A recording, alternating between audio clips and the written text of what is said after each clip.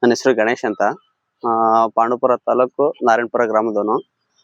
Camp ಜಬ್ ಇದು camp ಜಬ್ ಈ ಟೊಮೊಟೊಗೆ 45 ದಿನಕ್ಕೆ 45 ದಿನಕ್ಕೆ ಕೊಟ್ಟಿದ್ದು. ಇದು ಒಂದು 10 ದಿನ ಆಗೈತೆ. ತೋಟ ಒಳ್ಳೆ ಗ್ರೀನೆಸ್ ಐತೆ, ಮತ್ತೆ ಒಳ್ಳೆ ಫ್ಲವರ್ ಸೆಟ್ಟಿಂಗ್ ಕಟ್ತೈತೆ, ಮತ್ತೆ ಇಳುವರಿ ಇದು ನೋಡಿ. ಫ್ಲವರ್ ಸೆಟ್ಟಿಂಗು, ಕಾಯಿ ಮತ್ತೆ ಕಾಯಿ ಸೈಜ್ ಬರ್ತೈತೆ. 40-45 ದಿನಕ್ಕೆ ಒಳ್ಳೆ ಸೈಜ್ ಬರ್ತೈತೆ. ಆಮೇಲೆ ಆ ತೋಟಕ್ಕೆ ನಾನು ಬಿಟ್ಟಿಲ್ಲ ಇದ ಕ್ಯಾಂಪ್ ಜಬ್. ಆ ತೋಟ ಒಂದ್ ಸ್ವಲ್ಪ ವೀಕ್ನೆಸ್ ಐತೆ. ಒಳ್ಳೆ ಪ್ರಾಡಕ್ಟ್ ಚೆನ್ನಾಗೈತೆ. ಇದ ಮತ್ತೆ ಬಿಡ್ಬೋದು, ಇನ್ನೊಂದ್ಸಲ ಬಿಡೋಕೆ ರೆಫರ್ ಮತ್ತೆ ಬಿಡ್ಬೋದಾ ಸೈದ್ ನಾವ್ ಇದ?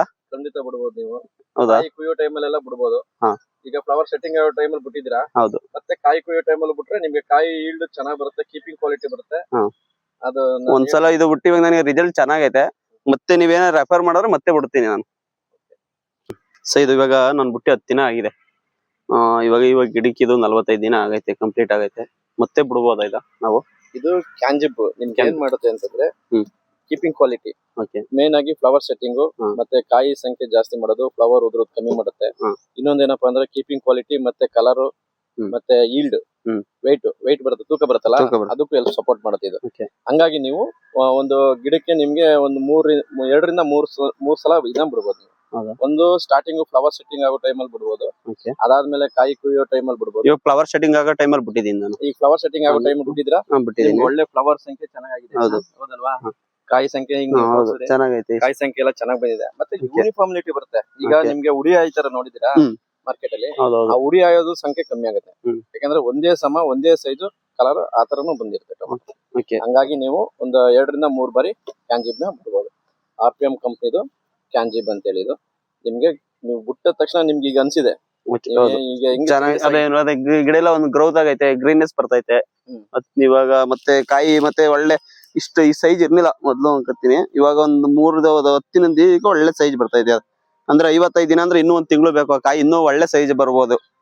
ಇವಾಗ 45 ದಿನ ಆಗೈತೆ ಅಷ್ಟೇ. ಹೌದು, 45 ದಿನಕ್ಕೆ ಈ ಸೈಜ್ ಐತೆ ಗಿಡ ಕಾಯಿ. ಹಂಗಾಗಿ ನಿಮ್ಗೆ ಈಗ ಹೆಂಗ್ ಅನಿಸಿದೆ ಅಲ್ಲ, ಅದೇ ತರ ನೆಕ್ಸ್ಟ್ ನೀವು ಕಾಯಿ ಕುಯ್ಯೋ ಟೈಮಲ್ಲಿ ಒಂದ್ಸಲ ಬಿಡಿ, ನಿಮ್ಗಾಗಿ ಇನ್ನೂ ಚೇಂಜ್ ಓವರ್ ಕಾಣಿಸುತ್ತೆ. ಯಾವ್ದು ಹುಡಿಗಾಯಿ ನಿಮ್ಗೆ ಆಯುವಂತದ್ದು ಏನು ಬರಲ್ಲ, ಕಲರ್ ಚೆನ್ನಾಗ್ ಬರುತ್ತೆ. ಇವಾಗ 10 ಕಾಯಿ ಅಂದ್ರೆ 10 ಕಾಯಿನೂ ಒಂದೇ ಸೈಜ್ ಐತೆ ನೋಡಿ. ಒಂದು ಯೂನಿಫಾರ್ಮಿಲಿಟಿ ಇನ್ನೊಂದ್ಸಲ ನೋಡ್ಬೋದು.